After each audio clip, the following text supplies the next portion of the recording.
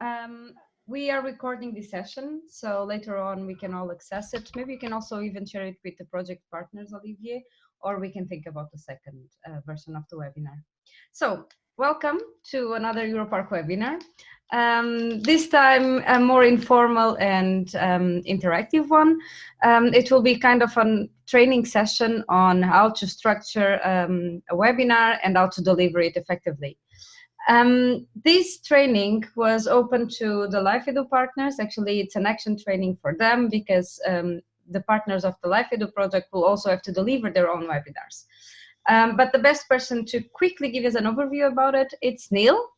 Neil is a project partner of LifeEdu, and he's working, of course, with Teresa, me, and Penillos, and Carol as well. And maybe, Neil, you could introduce us a little bit the scope of the project and to which extent will these webinars be interesting for our partners. Great, thanks, Barbara. Yes, so I'm the project manager of the Life eNatura 2000.edu project. We need to really think of a snappier title than that, I think. I think Life Edu is going to be the way forward.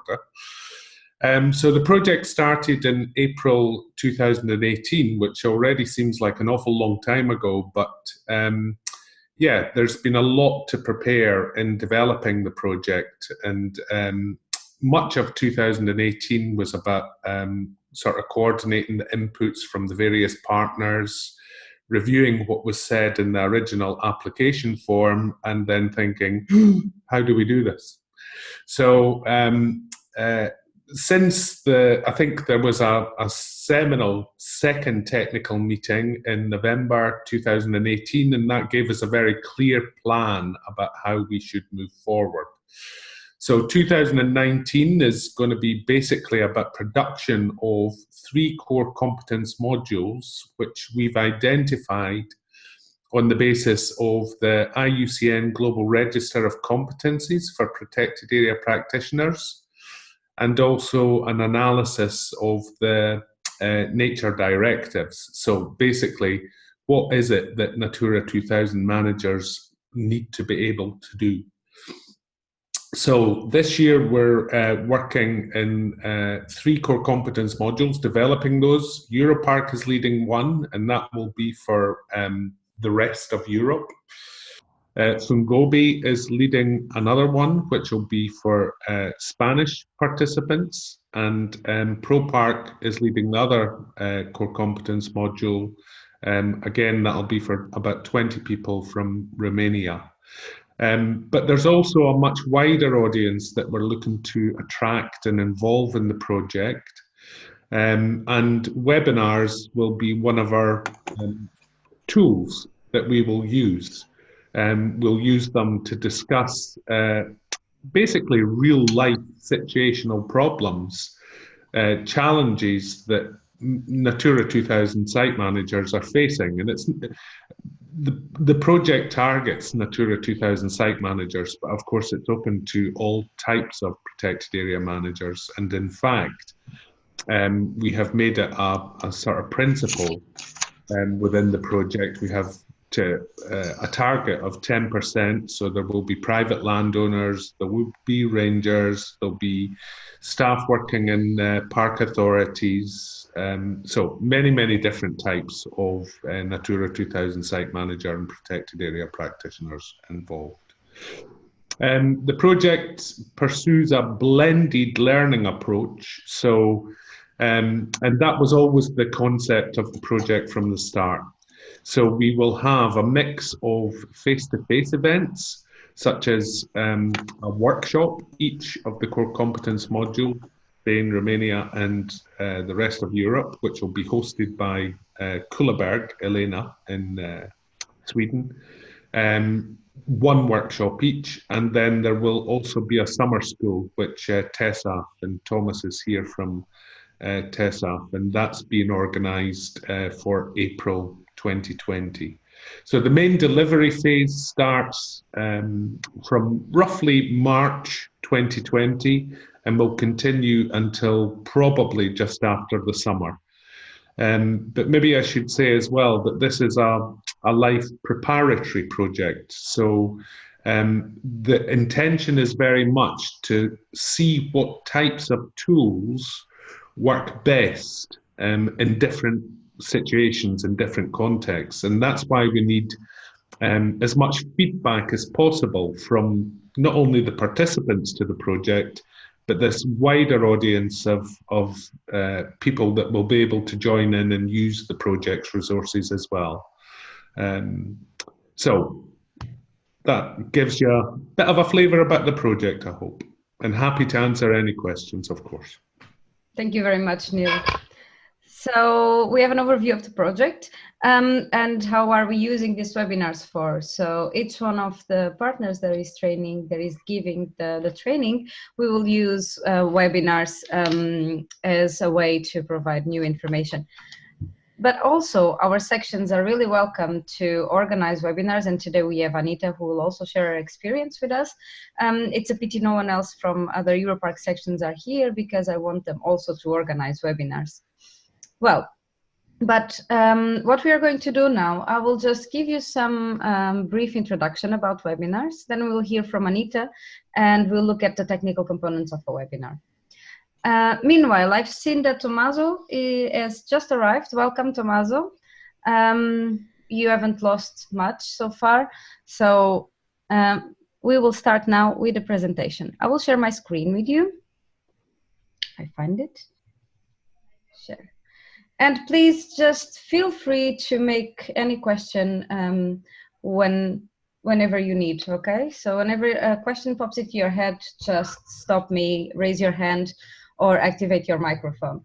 We are not many, so we can be a bit wilder, not so, not so organized. It's not a problem if you stop me. Okay, so how to run webinars? Well, Europark has been running webinars since 2017. I think we have organized around 15, 16 webinars for now. And well, there has been always an evolution from day one to nowadays. I remember I was telling Mitch just now that in the first webinar we were really nervous. Everything can go wrong, but in the end everything went well. So in the beginning it's kind of stressful, or it can be stressful, but then it just runs out smoothly. I see people using Box. Okay, my microphone doesn't work. No problem, Tommaso. Okay, so why do we need webinars for nature people? Because in the end we are working for people, working for nature, right? And if they are nature people, how come that a webinar looks like an amazing tool if they are outdoors? Well, I believe that most of you, as I did, but most of you and most of people that work in protected areas thought, okay, I will study biology or forestry, and this will be my future from now on. I will spend a lot of time outdoors and I will do a lot of field work. Well, sometimes I think we feel more like this. Kind of a bird without wings looking at a screen. It's just what it is. And it seems that nowadays protecting nature doesn't mean necessarily that you'll be outdoors. No problem. Let's just make use of the fact that you're in front of your laptop. So basically, we looked at webinars as a solution for some specific needs that we have identified within our membership. So we know that protected areas professionals need new training and access to solutions for very specific needs. And this means specific geo-based needs, or some technical needs that they cannot find in their park or within their human resources. So apart from the training needs, parks normally don't have that much opportunity to travel and to attend trainings or workshops.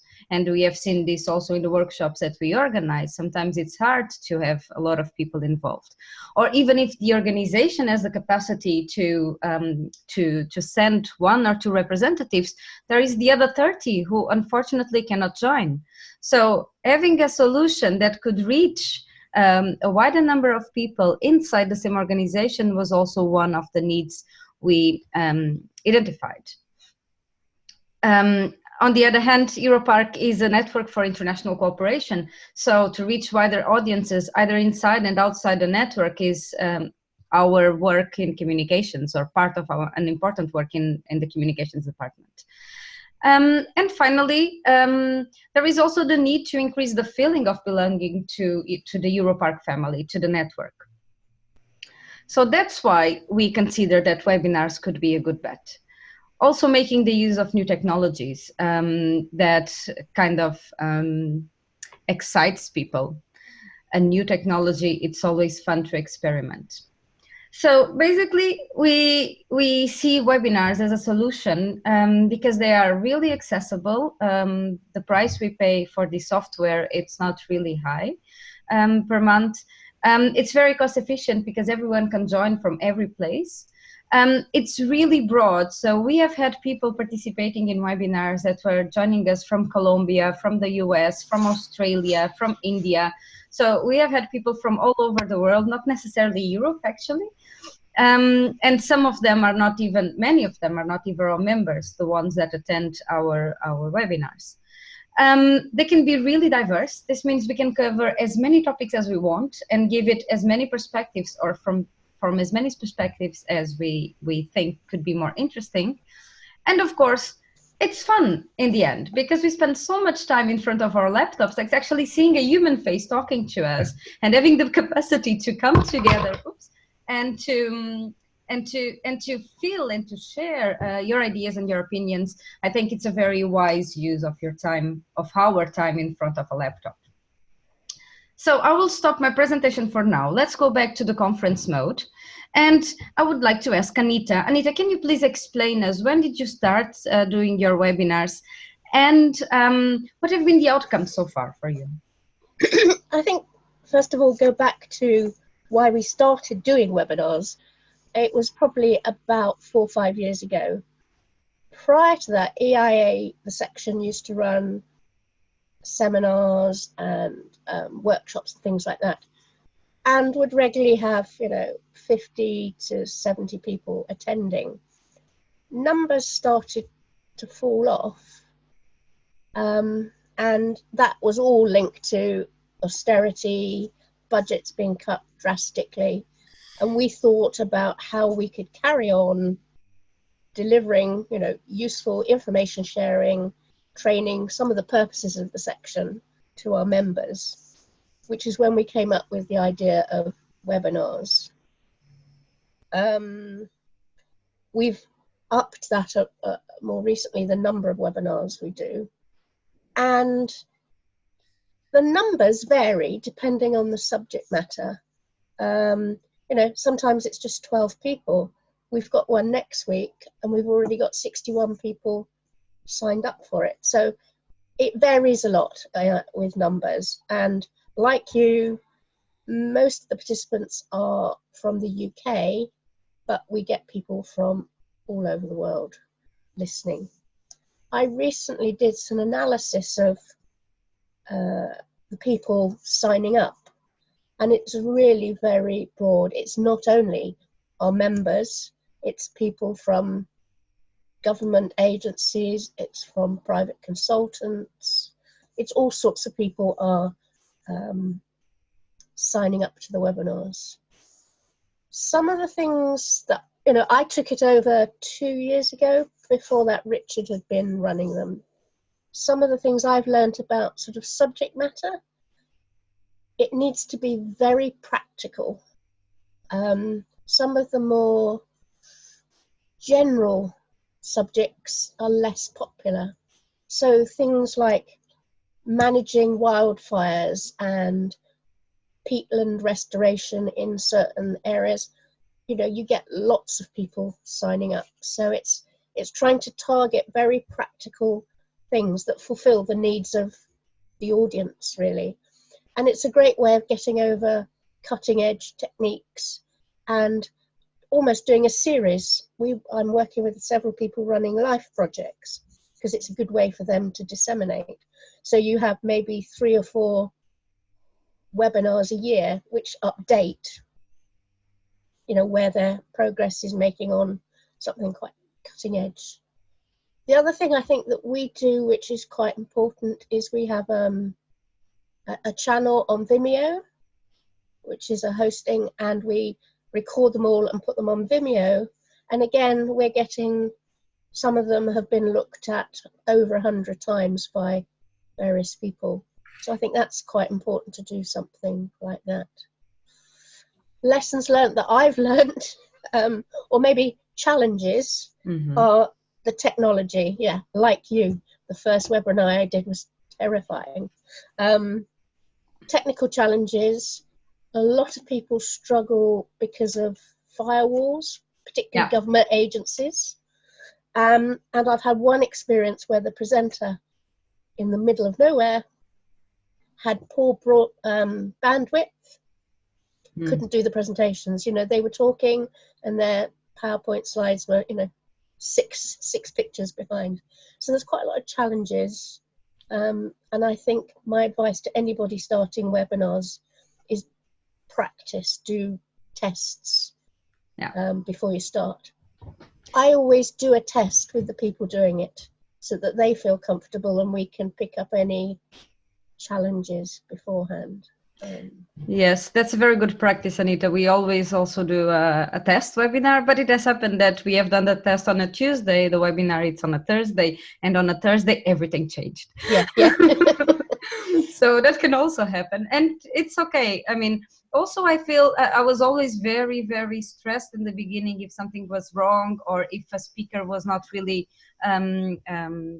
understandable because of their connection. But in the end, also the participants, they are aware of the IT challenges that a webinar can bring. And I think their levels of patience are a bit higher than normal. So I think people accept, okay, that's normal that it will happen. It has happened to all of them anyway. You know, one thing we had, it didn't work. So I just said, okay, we'll record it, you can see it, and then we'll set up another one with questions and answers.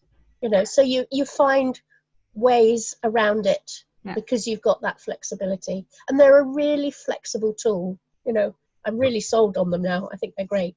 But putting some limits, you know. Yes. You know, no more than half an hour. Okay. Yeah. Go, Neil. Yeah, no, I'm just picking up on Anita's last point. I think flexibility is the key. You know, for sure you would try and schedule your webinars to get maximum participation and attendance.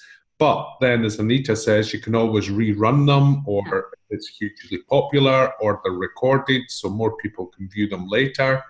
And then the other thing I think is really critical is the sort of focus of the subject being discussed within the webinar.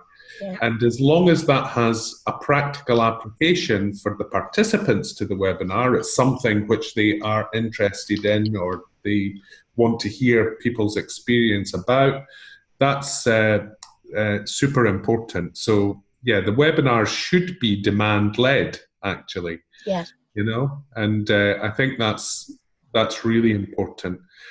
It's also really important within the context of the Life Edu project, because within the framework of the blended learning approach that we will be trialing within the project, as I say, webinars will be one of the key tools, but we will also be very keen to structure the core competence modules in such a way that at regular intervals, the main participants to the project are able to extract information, other people's experience, other participants' experiences, and then apply that in a very practical way to their situation, to their context. So we really want the participants to take as much as possible according to their needs from these various learning tools that we'll be using within the project, one of which, as I say, will be webinars. So, and we might also use them for assignments, you know, but that's something that we're still considering. Yep. It's the secret. Okay. Thank you very much, Anita, for sharing your thoughts and your experience. We face similar challenges. There are topics that work very, very well, and other topics more focused, more detailed, and especially on sustainable tourism brackets, because sustainable tourism always attracts a lot of people. Not everyone attends every workshop, every seminar. And I don't know if you have this experience, but we have around 50% of the people who register will not appear. Do you have the same challenge, Anita? No, I would say only 2 or 3. Okay. And quite often they email me and say, I'm really sorry, I can't attend. Yeah. I can't attend. Yeah. And then I just go back and say, well, it'll go up online so you can see it afterwards. You can see afterwards. Okay. So thank you very much. Let's go back to the technical components of webinar. Let me share my screen with you again. So we understand why we need webinars, right? So let me give you a brief overview of what we do with Europark webinars. We do something slightly different from Anita. Our webinars are slightly longer because instead of one case study, we normally have 2 case studies. So it goes up to 1 hour, 1 hour and 15 with the debate in the middle. So basically what we do, we give a technical perspective. So the more focused is your webinar topic, the best. And it seems that you're only targeting a minority, but in the end, now you are just giving them very direct, very precise solutions that can help them with their needs. And at the same time, because we always invite 2 case studies, we try to either give a geographical contrast, like how to deal with large carnivores in Estonia and in Spain. Or we try to give different perspectives for the same topic. How is a national government looking at Natura 2000 management versus a protected area looking at Natura 2000 management? So we try always to bring some contrast, also because giving different perspectives will allow people to better relate with the topic. Apart from that, we use webinars to increase connection, as I explained you before, with members and also, as Anita said, with non-members. Actually, setting up the correct time for our webinars, it's always a very tricky question, because quite often on LinkedIn, people complain that our webinar at 10:30 Central Europe time is actually 4:30 in the morning in the US. And the poor guy wanted to assist it. So it's always tricky to try to work across the different time scales or time frames. Anyway, that's a challenge. We try to do it between 11 and 3 in the afternoon, so it doesn't go too far away for those who are 1 hour ahead of us or 2 hours ahead of us. Bob, can I just say something? Yeah. One of the things I've discovered is that I try to do it for a UK timing about lunchtime. Yeah. Because lots of people use it as their lunch break. And I've also discovered that quite often one person registers and there's 4 or 5 people watching. Oh, that's really good. Okay. But so I always go for about 12:30. So that people take it as a lunch break. And I think that seems to work. Lunch break. Yeah, okay. No, that's a good idea. Normally those that are really early in the morning would not work very well. That's our experience. So I always tend to go to 11, 11:30 or right after lunch. But we can try one at around 12:30. I think that can be a possibility. Again, this is all trying and understanding what is the feedback from the participants.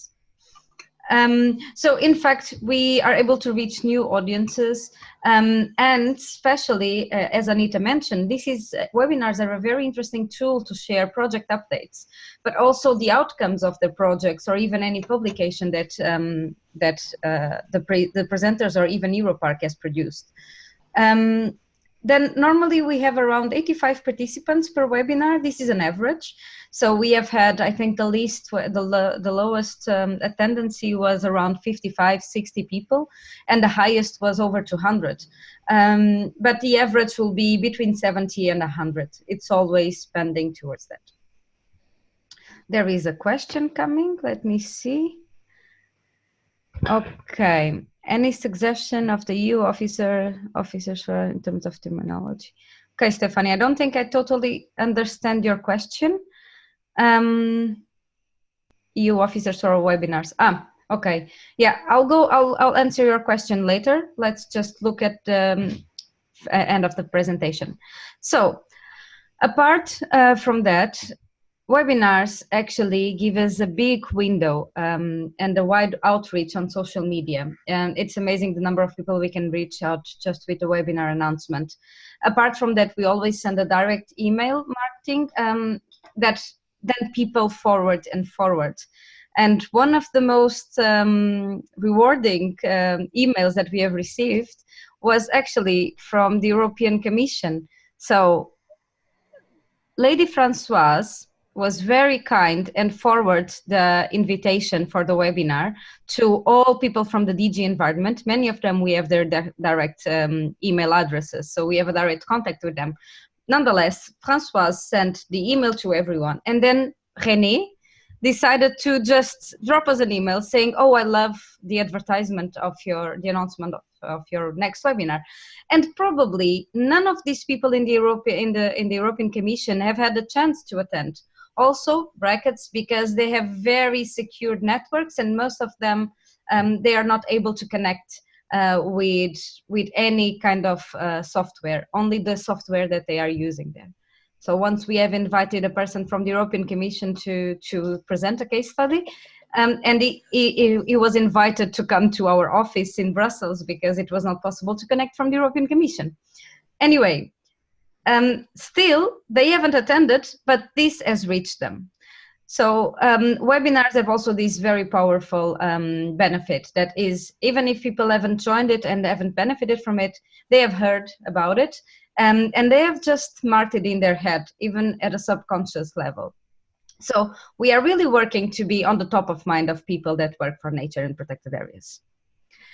For those kind of people, it might be interesting to send the link afterwards to a video on YouTube.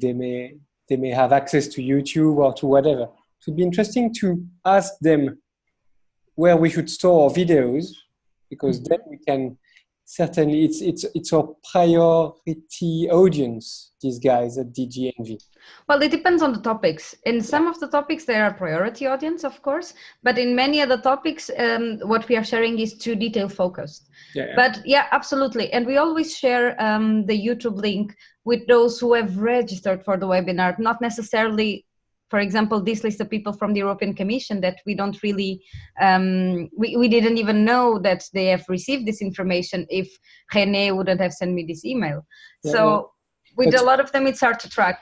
Maybe that's something to rethink, because those who have attended or registered, normally they have seen it.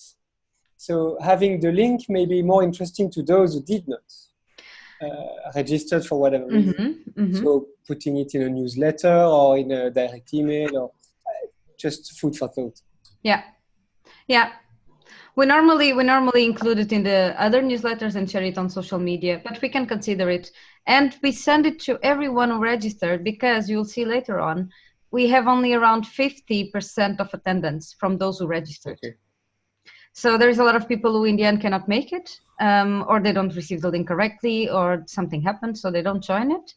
And for them, we specifically send this, the outcomes of the webinar. Okay, so these were EuroPark webinars. So now, how can we make it a pleasant experience? Well, we have to understand first that we are talking for people, to people. And to understand or to make a pleasant experience to someone, we basically need to understand how people think.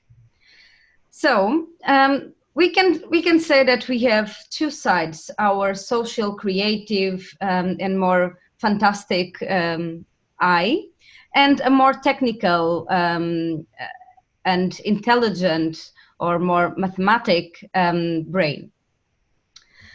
So on one hand, we want to connect with like-minded people. We want to feel that we belong to the wider network. We want to feel that we are active. We are improving ourselves as professionals, but also as a person. So we have the social component. I call it the colored side of our brain. And we have the more technical aspect of our brain, which really wants to learn something new.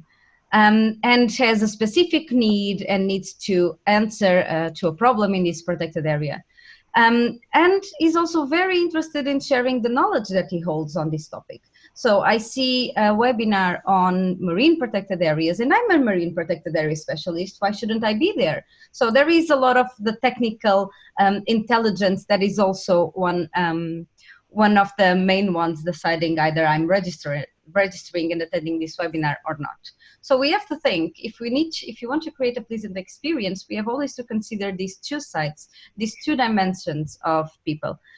That's also why I believe recorded webinars are not as successful, although they reach a lot of views. As Anita shared with you, we have also some specific webinars that reached a lot of views, but the majority wouldn't be so interesting.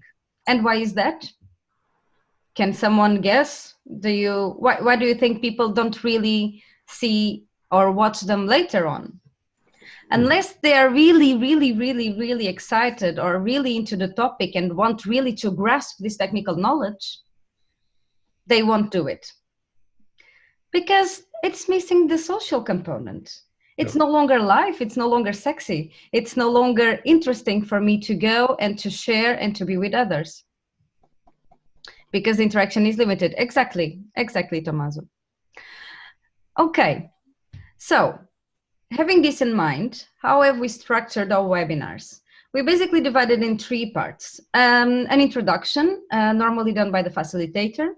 And this has 3 main objectives. First, to give the feeling of people they are very welcomed. And it's really important to reinforce, thank you for your time, thank you for being here, thank you for participating and for joining. Then give them an overview of the audience. So who do we have here today? Where are they from? Are they protected area professionals? Do they have experience in this topic?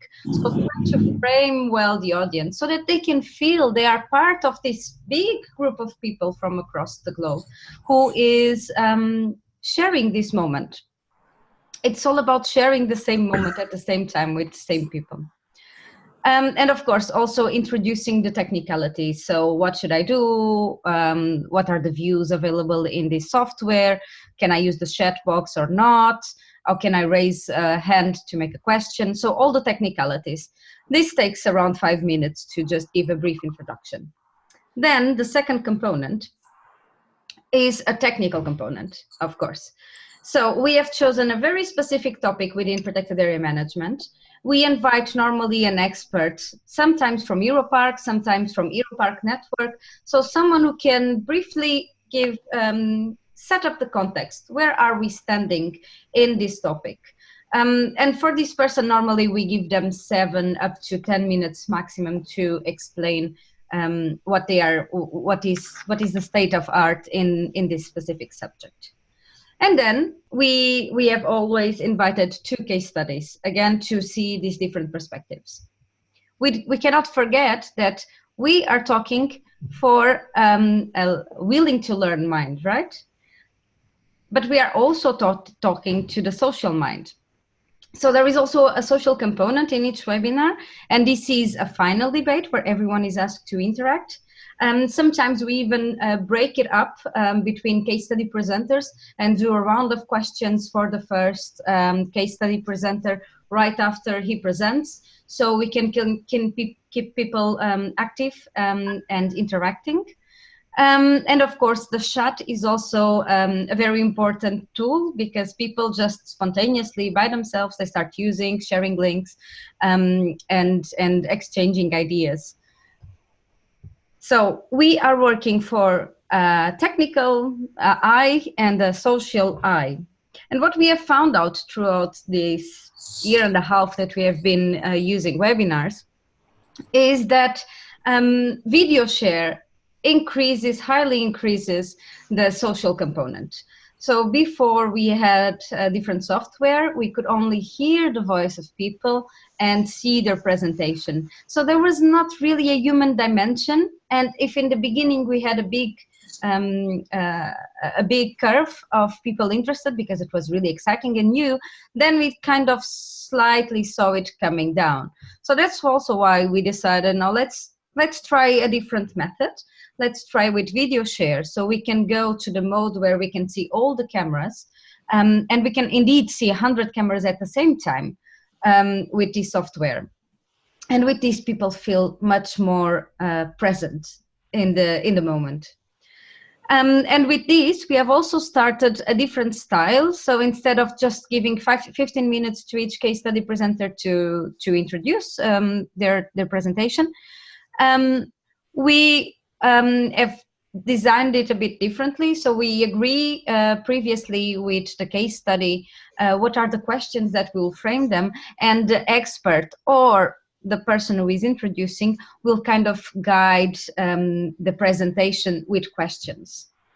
And this, it's of course a kind of a fake interview because the case study was briefed, the case study presenter was briefed, but still it works much better because it's more like a dialogue, an interactive dialogue, than me saying something from beginning to end. Okay, so this is regarding structure. Do you have any doubts regarding structure? Would you like to share something? I have a question. Yes. So do you mean that you could imagine to ask the people registered to ask their questions before, and then the presenter will make his presentation based on the questions? Well, no, we never done this, because when we open for registrations, the case study has been defined and everything is already decided pretty much. Because then during the webinar, people can do their questions directly to the presenter. Mm. And also this is something that video share enables us, because before people were typing in the chat box and I was reading out loud, so there was a lot of time lost in between, and now people can just turn on their microphone and their camera if they wish to and do the question directly to the presenter. So the questions that we normally agree with the case study, I will show you in the next slide, I think, and it's our own approach on how effective this presentation can be. Okay. I will give you all the topics that we normally ask them. And thank you for the question. Okay. So before we go to the structure, I want to give you some tips on how can we be really clear and make people interested in the webinar. So we know that our span of attention in front of a screen, it's really low. So there is a couple of tricks that we can do that can help us boosting people's attention. And one of them, the most important, it's really to smile. The psychology behind it, it's really, really, really easy to understand. We mimetize by nature. So when you smile, not only you will feel better, but you will see others will smile too, because they will kind of replicate. And I have seen this happening even before we were using webcams. We were just speaking, just voice. And just when you could notice that the case study presenter was smiling, everything ran smoother. And people can see this. It's a very big difference if you are talking like this, like someone killed me yesterday and now I cannot be really interesting on this topic, but my topic, it's very important. So this is very different from just speaking with a smile, talking with your hands, and giving the right intuition to your sentences. Of course, we need also to pronounce very clearly our words. This is especially hard for those who are not native speakers. So normally we tend to rush, but because of technical problems especially, we need to consider that there might be a delay on the other side. So we need always to take it easy and give people also the time to digest this information, also because many of the times participants won't be hearing it in native language either. Then, of course, it's more than forbidden to read. So no reading on a webinar, especially if people are seeing your face. This is to be a dialogue much more than a boring presentation. Okay, and talking about presentation, now we go. Less is more. I don't think I need to tell you this again. Everyone has seen thousands of very bad PowerPoints. Well, annoying transitions, it's one of them. A lot of text, it's the worst scene ever. And colorful backgrounds with colors that don't really blend well. Everything that you pretty much can see in this image is bad. And why is it especially important in webinars to take into consideration?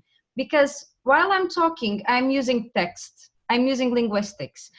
And if I am using linguistics, let's say this part of your brain who is capturing the linguistics won't be able to read linguistics and hear linguistics at the same time, right? So I want you to focus on my voice, on whatever I'm saying. And yes, I can use visuals, they are really helpful, but let's use maps instead of pictures or illustrations. So let's keep it really, really simple with text. And if we have very complex subjects that we kind of need to add some text, try it with a diagram instead. People work much better by understanding connections than by memorizing facts.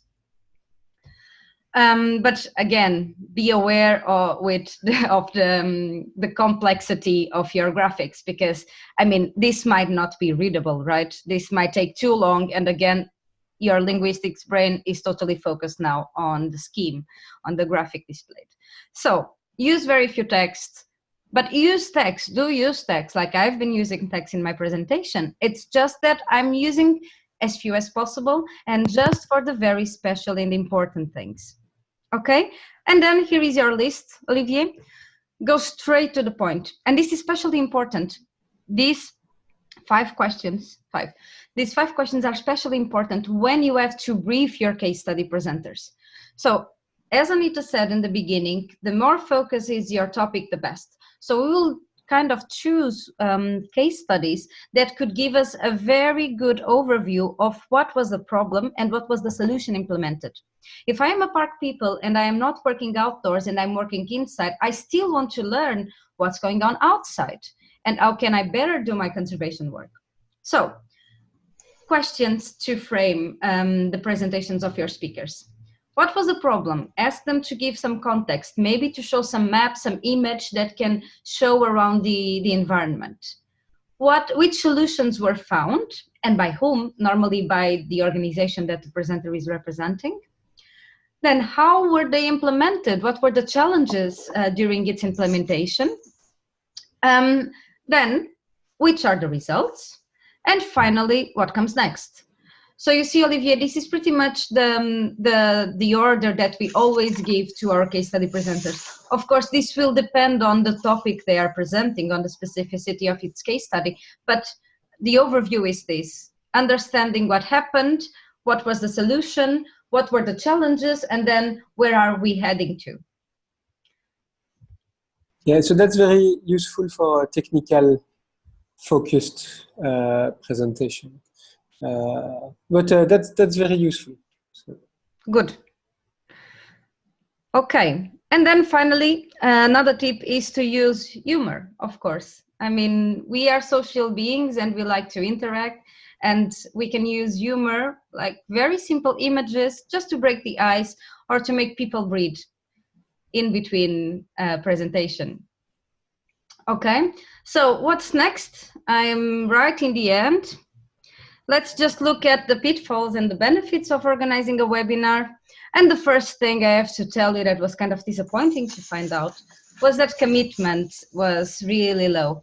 And I mean, on the case of Anita, for instance, I think it's a different feeling because they kind of know all each other. You probably know everyone in the European Atlantic Isles section, in the Europark Atlantic Isles section. Our webinars, for instance, they don't reach only our members, they also reach a lot of other people. And unfortunately, the commitment is not as high as we would like to. So it's really normal that you see this very exciting webinar and you subscribe straight away, but then life happens and you have an appointment in the doctor or your chief asks you to do something. So obviously the webinar will be the first thing to drop unless you are the presenter. So hopefully that doesn't happen when you are the presenter. But we have seen that around 50% of people who register attend. Also because before we were using a different system and a lot of people were not able to connect. I think now we will see a change in this with Zoom. Before we were using another software, and it really gave us a lot of problems with connection. So we are aiming to decrease this drop-off rate. But anyway, even those who haven't attended, they all receive an email with the outcomes of the webinar. And we kind of give them reminders before the webinar day so they can keep it in their top of mind. And do you send technical how-to? Yeah. You know, be prepared. Yeah. Have this browser, or all these little things that people who are not very computer minded might find difficult. Yeah, in the beginning, no, because the system was different. But now with Zoom, yeah, we explain them that there will be an app that they have to install, and so on and so on. So we give them the technical details. You need to have the admin rights for your computer. That kind of. Oh, that's something we haven't had. Admin rights. I'm not sure it's the case, but I'm not sure either. But I can double check with Zoom. I'm pretty sure in the commission, for instance, they won't be able to install an app without. No. And in the commission, they use a specific software, whose name I don't remember anymore, but that's the only one that is allowed there. There is nothing else working. You can always use their phone. Exactly, that's what I was about to say. But then it's 1 hour with your mobile data, because the problem is not the laptop itself, it can be the connection. So if they connect with the wireless, it might be that they are not able to join in either. So that's always a bit tricky. Unfortunately, I think regarding the European Commission, there is not much we can do unless we start using their software, which is too expensive. But with all of the people, it really improved with Zoom, I think. People are no longer having so much troubles as before. Okay, then the span of attention, and we have reached already the span of your attention by now. It's almost 1 hour, so we are right in the end. And of course, ET issues, we have had them several times. One of the times our case study presenter could not join the room, although we have done the test and everything. He just couldn't join the room. So in the end, what we did, we recorded him and we sent the video to everyone who registered. And during that webinar, Carol just did, it was Carol, the expert, which was good. So she was just able to improvise something and everything went fine. But yeah, there is always problems, especially with Zoom. Sometimes people just sign in or join in the room and suddenly there is a children or a cat or a dog screaming in the background. And yeah, that's kind of not really pleasant, but we take care of it because we can mute anyone. But so maybe in the structure, in your introduction, it's always good to remind the audience how to behave during a webinar. Please mute while you're not talking.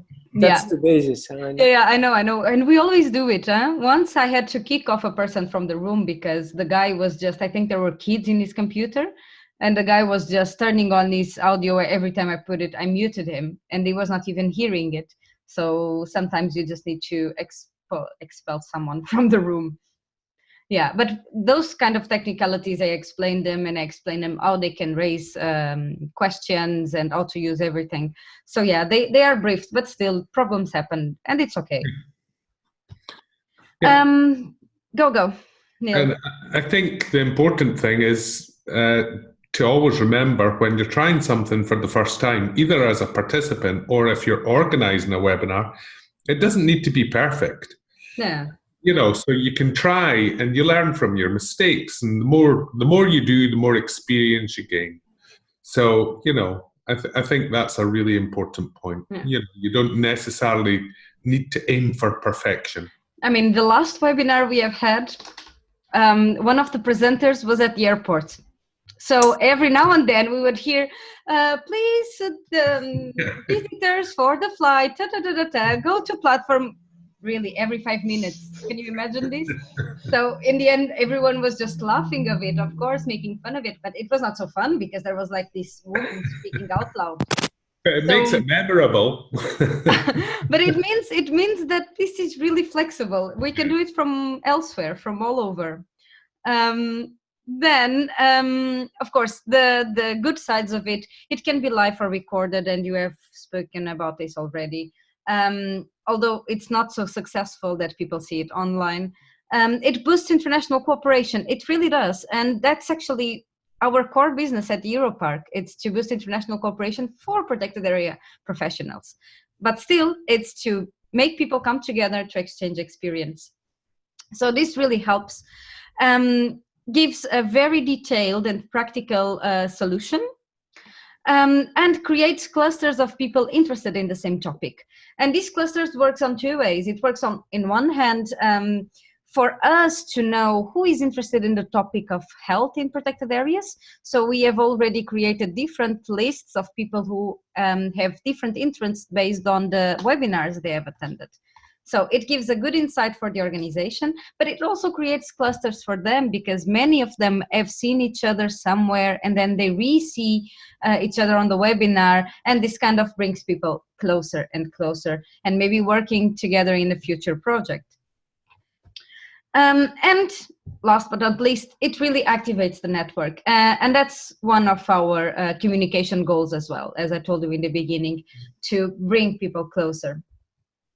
So this was our last webinar, the one that the European Commission representative said he really enjoyed the poster. And we do, the reason I put it this here, it's because we really believe that technology can bring us closer, can bring us not only closer, but can also give us a lot of new insights and new skills. And this is why we are developing the LifeEdu project.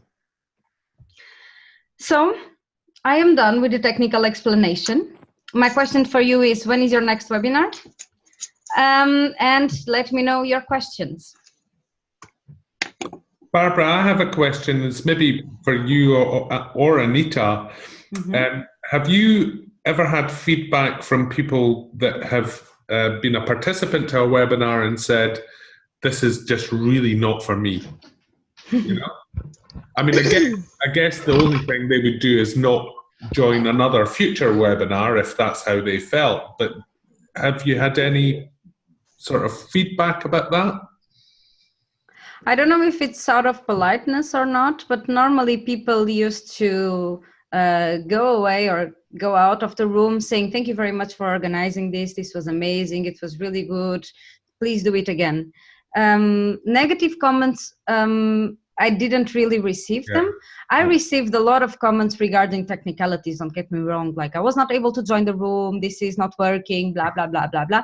But regarding the content or content-wise, not really. Sorry, I've just got a dash. Second. Okay. So no, not in our case so far. Yeah.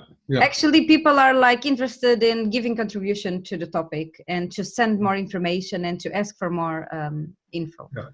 And then maybe another question, do you find that you see the same faces quite often? Yeah. So they're recurring webinar addicts? Yeah. There are a couple of members that are recurrent.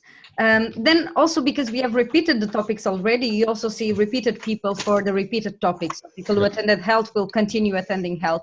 But one of the most interesting things was hearing or listening in last Europark conference, a member from Lithuania. He was not watching me, so he couldn't see me. And he was telling to someone else, oh yeah, Europark webinars, have you attended? No, they are great, you should do it, you should go. And I was like, okay, good, that's good, we have an ambassador there. And this was one of the guys who is like always registered. If he attends all of them, I don't know, but he always registers. We have a couple of what I call serial webinar attenders who have done all of them, you know, and there's one, because I've done the stats, one particular park, I think, has had somebody, if not lots of people at every webinar. So yes, there are some people that just use them all the time. And as you say, they're like ambassadors and tell other people. And yeah. Sorry, I had to go and get the post. The postman was no problem. And it was our Erasmus contract, so it was important. Okay, that's really important. Okay, thank you. How long in advance do you promote them? Well, before we were doing like 2 weeks in advance, sometimes 3 weeks, but it was too much, I think. So now we are doing it 1.5 weeks, more or less, and then with reminders in between this time. I mean, people won't change their agenda. It's more how much in the top of mind it is. So people will not change their agenda to fit a webinar. It's like if they are free, they are free.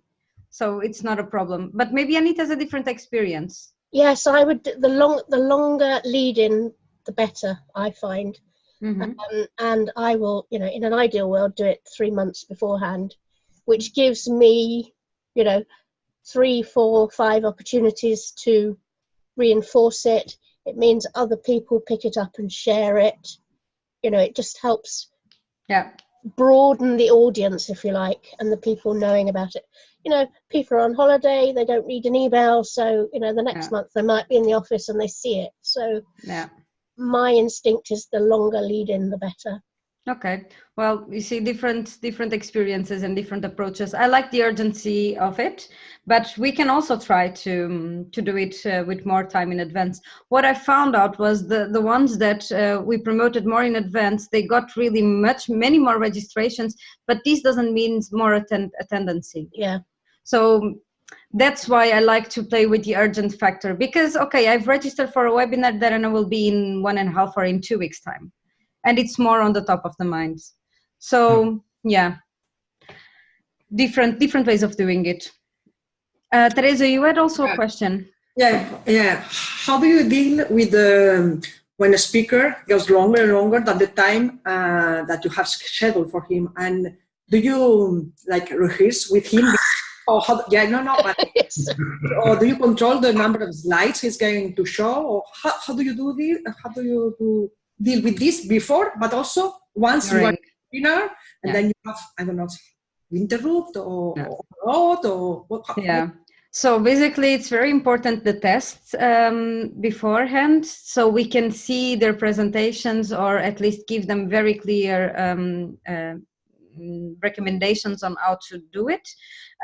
With Teresa, for example, we have organized the first Zoom webinar, so the first webinar in the new platform where people can see each other, and we really went question by question with the presenters in the test webinar. So they knew more or less what they have to say. Nonetheless, people will always take longer. I mean, we have taken longer already than I predicted.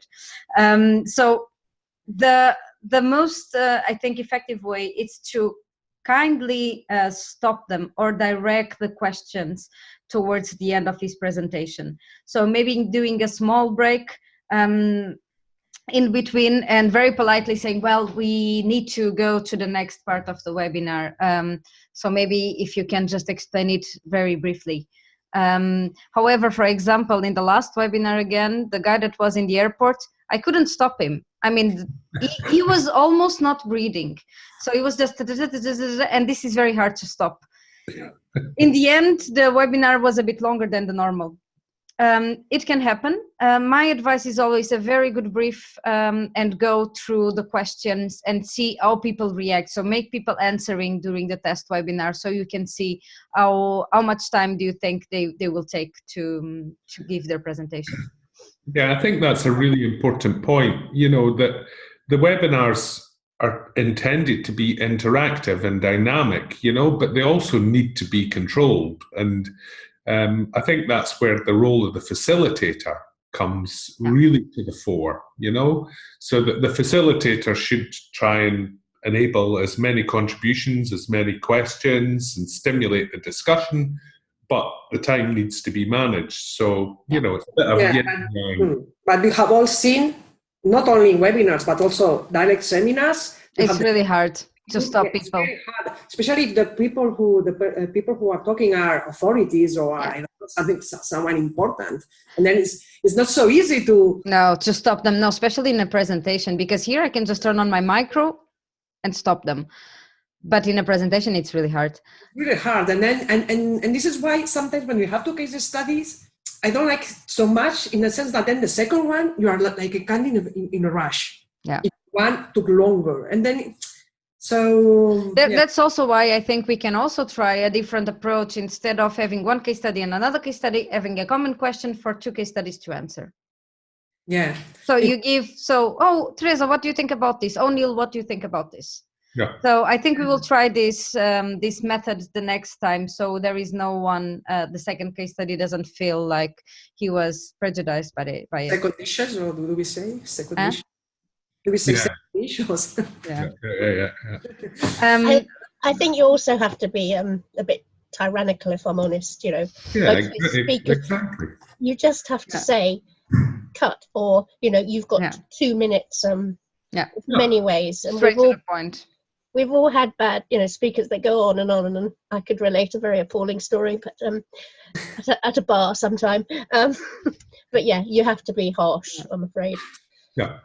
Okay, there is a question from Tommaso on the group and some feedback as well. I don't really feel if I need to comment the 1.15 hours that you have mentioned, but the question that you've put after Tommaso, it's an important question. So how do we get the participants' details? So in this case, for this specific webinar, I've just sent you the link because I know you all guys, right? But for the general Europark webinars, we are now creating a kind of landing page. That's really the name. And in this landing page, people need to register with their name, email, and organization. So this also gives us an overview of who is attending.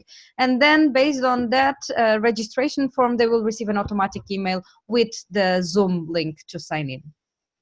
Otherwise, we would lose, I mean, this is a great communications opportunity, and we would lose the context that we can generate. So definitely a landing page or a registration form, it's really, really useful. I do the same because I use the software you used to use. And I also now, having had some experience with the providers, put in a note to say that we will add them to our newsletter. Yeah. And that means that they will get, and they can then unsubscribe. Yeah.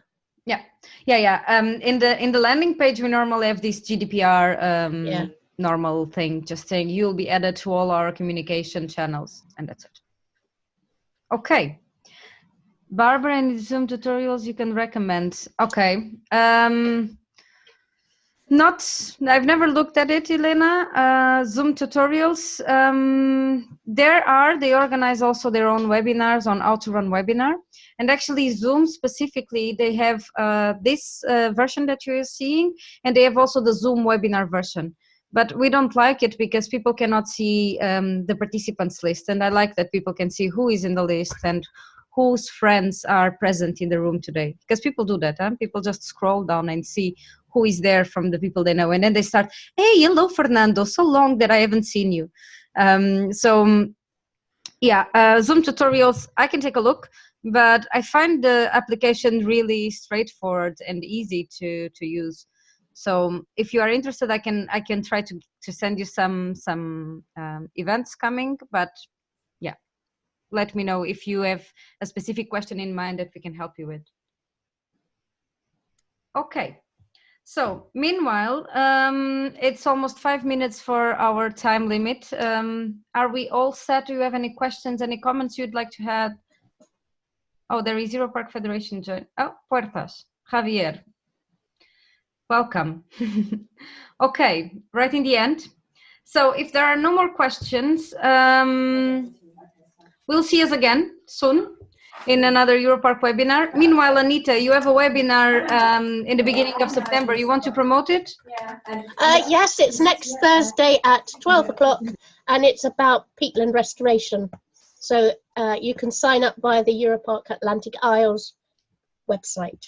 Yeah. And it's very practical, very detailed about specific restoration of peatland for carbon storage. Yeah. And it's one of many. Could you drop the link in the chat maybe? So yeah, I can try and do that. Thank you. Okay. Okay. Thank you very much to all of you. Barbara. Bye. And yeah, let me know if you have any doubts or if you want any specific information. Thank you very much and have a nice day. Great. Thanks a lot, Barbara. Thank you. Bye. Bye. Bye.